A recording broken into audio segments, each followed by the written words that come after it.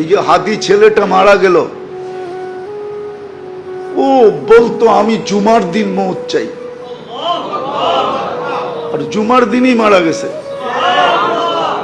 কেননা আমাদের 2 ঘন্টা আগে জুমা শুরু হয়েছে এই সিঙ্গাপুরে, সূর্য এখানে 2 ঘন্টা আগে ঢুকছে, জুমা শুরু, জুমার দিন মারা গেছে। জুমার দিন যে মারা যায় ওর কবরে কোনো সওয়াল জবাব নাই, ওর আযাবে কবর নাই। ওই যে মনের থেকে চাইছে আল্লাহ দিয়া দিছে, গুলিও খাইছে জুমার দিন, মরছেও জুমার দিন।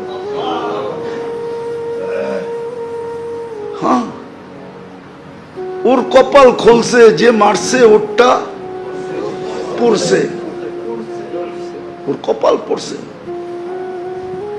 আর যে মরছে তার কপাল খুলছে। দুনিয়ায় সংসদ সদস্য হয়ে কি হইতো?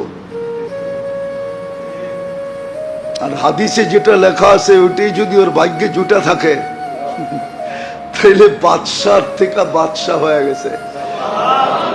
ওর রাজত্বেই তো 70,000 অ্যাসেম্বলির মেম্বার হবে, মন্ত্রী পরিষদ হবে ফেরেশতা।